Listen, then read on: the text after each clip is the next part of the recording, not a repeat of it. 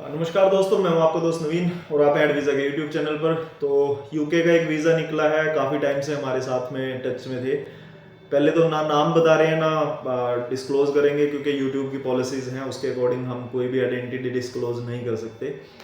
तो सबसे पहले तो आपको बहुत बहुत मुबारक हो सर यूके के वीज़ा के लिए। Thank you sir, thank you so much. Experience क्या कुछ रहा है, प्रोफाइल क्या कुछ है, वो थोड़ा सा एक बार ये दर्शकों को बताएं ताकि उनको भी नॉलेज हो जाए कि definitely sir, profile sir average है, कोई बहुत स्ट्रॉन्ग भी नहीं है। बिजनेस प्रोफाइल है बेसिकली एंड 4 डिजिट इनकम है मंथली, उसके हिसाब से हम लोगों ने सेट करा था इसको। सॉरी 5 डिजिट है, 5 डिजिट बोल दिया मैंने। तो वही अराउंड 40-50 हज़ार के आसपास महीने की इनकम शो करी थी हम लोगों ने। जी। जैसे आपने कहा था कि एंट्रीज डालनी है, क्या बताया था, बताया था बिल्कुल डिटेल में। हाँ। और इसके अलावा जो यहाँ की सर्विसेज हैं, पहली बात तो चार्जेस थोड़े मतलब कि आई थिंक बढ़ाने चाहिए यहाँ पे क्योंकि नॉमिनल बहुत ज़्यादा नॉमिनल है और हमारे जैसे लोग बहुत ज़्यादा आके सिर खपाई भी करते हैं आपकी, नहीं, ऐसे ही करना है, वैसे ही करना है, कैसे ही करना है। कोई बात नहीं। तो बाकी उसके अलावा कुछ भी नहीं, मतलब कुछ खास बताने लायक है ही नहीं, कुछ बड़ी बताने नॉर्मल लायक। सेविंग अकाउंट में कितने बिल्कुल पैसे थे? सेविंग में सर मेरे थे अराउंड 4 के आसपास थे, 4-10 4-11 के आसपास थे। बिल्कुल। और बिजनेस जो था वो कोई ये नहीं था कि उसकी टर्नओवर बहुत बड़ी हो, नहीं, बिल्कुल एक नहीं। छोटा सा बिजनेस जिसको हम बोल सकते हैं। मुश्किल से 9-10 के आसपास साल की टर्नओवर साल होती की थी। 9-10 लाख रुपए साल की टर्नओवर, ये भी कोई नहीं था कि बहुत ज्यादा हमारे पास कोई ऑप्शंस रहे हो। इससे पहले रिफ्यूज हम खा चुके थे शैनिगन का। बिल्कुल सर, बिल्कुल खुद ही पंगा लिया था मैंने। खुद ही पंगा लिया था, तो शैनिगन वो रिफ्यूज। मुझे मना करा गया था, हाँ। मैंने अपने आप ही गलती करी, वो उसका नुकसान भी मैंने उठाया खुद ही। बिल्कुल। तो वो रिव्यूज आए, फिर ये मेरे पास आए कि सर मेरे से गलती हुई है, ये अब इसको सही करके इसको दे सही दो। करके दे दो। तो फिर हमने देखा कि क्योंकि फाइल हमारे हिसाब से पूरी तैयार हुई पड़ी थी, तो फिर मैंने इसको सलाह दी कि चलो कोई बात नहीं, मैं इस तरफ से इसको कोशिश करते हैं। कभी हम लोगों ने आपको बोला है कि जी 100% वीज़ा हम देंगे, ऐसा नहीं नहीं नहीं सर, ये आपसे सीखा भी है और ये इतनी मेच्योरिटी चलो आ ही जाती है कि जो 100% बोल रहा है वहाँ पे तो फिर वीज़ा मुश्किल है। जी 100% तो भगवान के हाथ में हो सकता है, इंसान के तो क्योंकि कभी अगला बंदा किस मूड में बैठा है, फाइल कैसे लगी है, क्या है, वो हमें वो कहाँ, उसके ऊपर है। उसी के ऊपर तो आप डिपेंड करता है। अभी आज मैं एक का चैलेंज रेडी कर रहा था, तो उनकी एनुअल इनकम 43 लाख रुपए है, लगभग 45 पता नहीं 46 एकड़ जमीन उनके पास है जो खुद की है। मतलब ये लगाओ कि इतनी अच्छी प्रोफाइल, जो एक तरह से राजा यहाँ है। बिल्कुल। भाई आप 45-46 एकड़ जमीन की अगर खेती कर रहे हो, उसको अगर रिफ्यूज कर रहे हैं और अकाउंट में भी उनके इतने ही पैसे हैं, मतलब नियरली 45,000 पाउंड्स उनके अकाउंट में भी पड़े हुए हैं। तो ये इस तरह से जो था, ये सारा का सारा आप मानकर चलो, इतनी बढ़िया प्रोफाइल को भी रिफ्यूज कर देते हैं कई बार। तो ये कभी भी नहीं हो सकता कि आपको कोई 100% वीज़ा बोल करके 100% दे दे, ऐसा नहीं होता। वो ये आपके कंधे के ऊपर बंदूक रख के चलाई जाती है।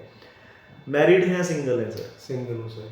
तो फैमिली में और कौन कौन है? मदर फादर है यहाँ पे। मदर फादर है। तो ये चीज़ भी होती है कि पीछे जब एक सिंगल आदमी और 4 लाख बैलेंस लेकर के और टर्नओवर 8 से 10 लाख की एक साल की हो, जब ये फाइल लगती है, तो ये बहुत ही एक तरह से इनको बोला गया था कि रिस्क फैक्टर तो रहेगा। बिल्कुल सर। तो वो रिस्क फैक्टर तो था इनके फाइल के अंदर कि भाई ना तो हम लोगों की फैमिली टाइज इतनी स्ट्रॉन्ग बन पा रही थी, बिजनेस टाइज भी उतने बढ़िया नहीं थे, अमाउंट भी बैंक में कोई ज़्यादा नहीं था। तो रिफ्यूज तो नहीं आया फर्स्ट टाइम में ही अप्लाई नहीं आया नहीं नहीं सर, मैं बात बोलने लगा था, मैं सोच रहा था आपके बाद ये बात बोलूँगा।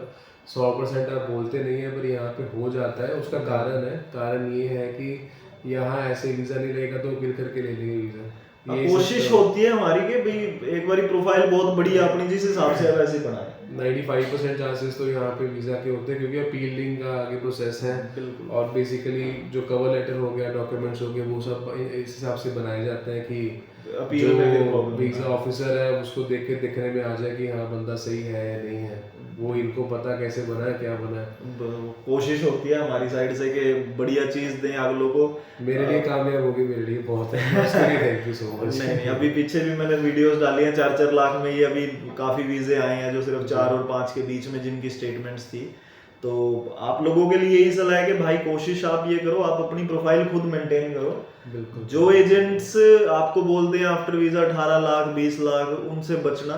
क्योंकि अगर कोई आपकी प्लान ये है कि भाई आप यूके जाके और वहीं रह लें, या तो फिर भूल जाना, क्योंकि वहाँ पर आपको ना तो काम मिल रहा है, जो टूरिस्ट पे जाते हैं लीगली आप वहाँ काम भी नहीं कर सकते, ओवर स्टे करोगे तो 10 लाख, या मान लो आपने अगर मान के चलो आपने 15 लाख भी लगा दिए तो 15 लाख पूरे करने में आपको कम से कम 2 से 3 साल का टाइम लग जाएगा, तब जाके आप इसको पूरा करोगे। तो उसका कोई बेनिफिट किसी भी तरह नहीं है। आप 6 महीने अपनी प्रोफाइल अच्छी जो है उसको मेंटेन कर लो, उसके बाद फाइल लगा लो।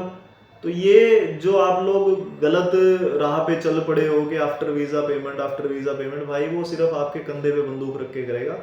आज की ही मैं बात बताता हूँ, सुबह मुझे फोन आया था, बात चल रही है इसलिए मैं ये चीज क्लियर कर रहा हूँ।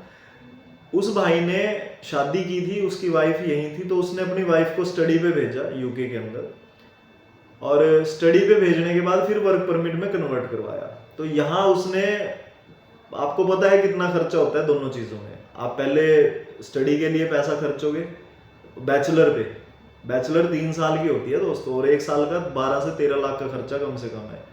तो 2 साल की डिग्री के बाद उसने भाई ने फिर उसका कन्वर्ट करवाया वहीं वर्क परमिट में। तो ये मान के चलो कि 50 लाख उसने बोला है कि मेरे 50 लाख तक के खर्चा हो चुका था।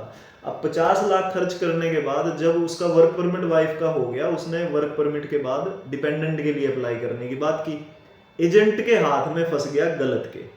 उसने उससे 6% का ब्याज लिया स्टेटमेंट बनाने का, और नकली स्टेटमेंट लगा दी।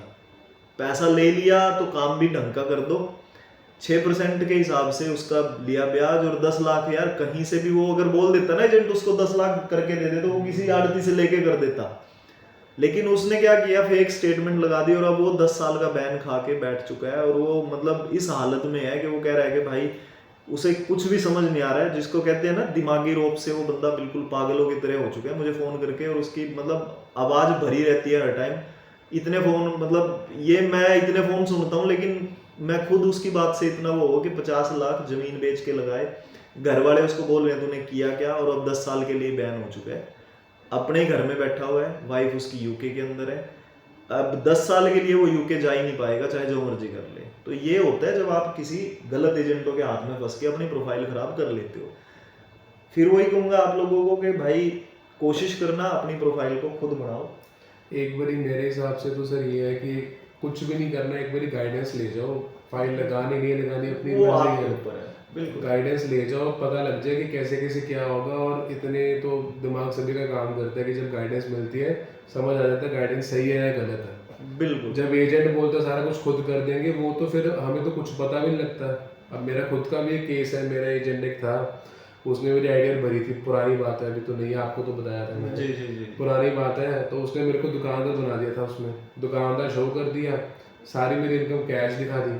तो वो आइडिया सही करने के चक्कर में मेरे को 3 साल लग गए उसको पीछे डालने के लिए। बिल्कुल, और फिर तो परेशानियां बढ़ जाएंगी। बहुत सर, पता भी नहीं चलता कौन क्या करता है, नुकसान हो जाता है। बिल्कुल। एक बारी आना जरूर मेरे साथ, मेरे कहने के लिए हाँ। जस्ट आ जाओ, एक बारी मिल लो, कोई चार्जेस खास नहीं है, इतना तो हम लोग खाने पीने पे रोज उड़ा देते हैं, चार्जेस नहीं है इतने। मिल लो, पसंद आए फाड़ लगाओ, नहीं लगानी ना लगाओ, बाद में भी आने पड़ेगा, तो पहले ही खा जाओ ज्यादा बढ़िया। सुबह आए हैं, मैं ये दिखा देता हूँ इनको। मैं तो बाद में फिर आया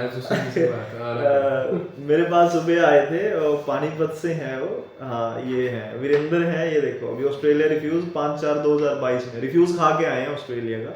ये पहले मेरे पास आए थे, जब मेरे पास आए तो मैंने इनको बोला कि भाई आपकी स्टेटमेंट सही नहीं है, मैं फाइल नहीं लगा रहा हूँ, आप 6 महीने मेंटेन करो इसको प्रॉपर। कहता जी नहीं ऐसे थोड़ी होता है, मार्केट में ऐसे होते हैं। मैं कहा भाई तेरी मर्जी।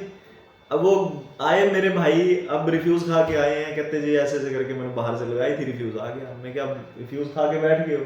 तो भाई जब आपको लगता है ना कि बाहर, अब कोई भी आप मेरे पास आओ और मैं बोल दूं अच्छा जी बहुत बढ़िया फाइल है लगा देता हूँ, भाई इसका मतलब साफ सी बात है कि मैं कहीं ना कहीं पैसे की लालच। अगर आपकी प्रोफाइल मेंटेन ही नहीं है, मैं आपको बोल दूं फ्रेश पैसा डाल दो, तो भाई वो सर्कमस्टांसेस होते हैं, बहुत मुश्किल होती है सर फ्रेश पैसे पे पैसा वीजा निकालना। तो बाकी आप आए, बहुत बहुत धन्यवाद। नहीं सर, आपका थैंक यू सो मच, आपने वीजा निकलवा के दे दिया, जरिया बने, जैसे भी करना बने, बट हाँ हो गया, ये चीज़ है। चलो थैंक यू। चलो sir, thank you so much.